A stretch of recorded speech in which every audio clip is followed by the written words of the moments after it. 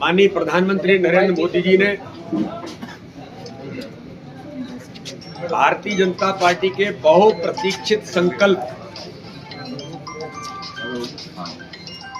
धारा 370 हटाने का जो भारतीय जनता पार्टी का संकल्प था, जब अटल बिहारी वाजपेयी जी प्रधानमंत्री बने थे तो उन्होंने कहा था कि मेरी सरकार बहुमत की सरकार होती तो मैं सबसे पहले धारा 370 हटाता। और प्रधानमंत्री मोदी जी के नेतृत्व में जब प्रचंड बहुमत की सरकार बनी तो भारत का बहुप्रतीक्षित और ऐतिहासिक निर्णय धारा 370 हटाकर जम्मू कश्मीर के अंदर संपूर्ण देश को एक सूत्र में बांधने का काम भारतीय जनता पार्टी की सरकार ने, माननीय प्रधानमंत्री नरेंद्र मोदी और देश के हमारे गृह मंत्री माननीय अमित शाह जी ने उस संकल्प को पूरा किया। लेकिन दुर्भाग्य है कि जम्मू कश्मीर की विधानसभा में नेशनल कॉन्फ्रेंस की सरकार जो कांग्रेस के समर्थन से चल रही है,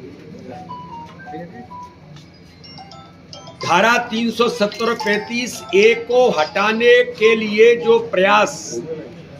और जो प्रस्ताव लाने का प्रयास किया गया असंवैधानिक तरीके से, ये साबित करता है कि कांग्रेस इस देश के अंदर राष्ट्र विरोधी और जो बार बार संविधान की बात करते हैं, संविधान विरोधी और दलित विरोधी धारा 370 के अंदर प्रावधान है कि अगर कोई सफाई कर्मी अनुसूचित जाति का भाई वहां है तो जिंदगी भर सफाई कर्मी ही रहेगा। हमारे उन अनुसूचित भाइयों को दुनिया के अंदर, देश के अंदर अगर कोई योग्य बनता है, पढ़ लिख के तैयार होता है तो किसी भी स्थान पर जा सकता है। लेकिन जम्मू कश्मीर में धारा 370 के अंदर प्रावधान था कि वो सफाई कर्मी हैं तो वो सफाई कर्मी ही जिंदगी भर रहेगा। ऐसी धारा 370 को जो दलित विरोधी थी उसे समाप्त करने का काम प्रधानमंत्री नरेंद्र मोदी और अमित शाह जी ने किया, भारतीय जनता पार्टी की सरकार ने किया। तो ये कांग्रेस के नेतृत्व से राहुल गांधी जी मैं पूछना चाहता हूं, इस प्रस्ताव को नेशनल कॉन्फ्रेंस ने आपके सहयोग से, आपके समर्थन से, क्या आप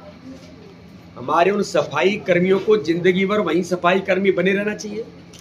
आप आरक्षण की बात करते हैं। जम्मू कश्मीर के अंदर गुर्जर, हमारे अनुसूचित जाति के भाई और बहन, उनको आरक्षण देने का काम भारतीय जनता पार्टी की सरकार ने जब वहां पर किया तो इस प्रावधान में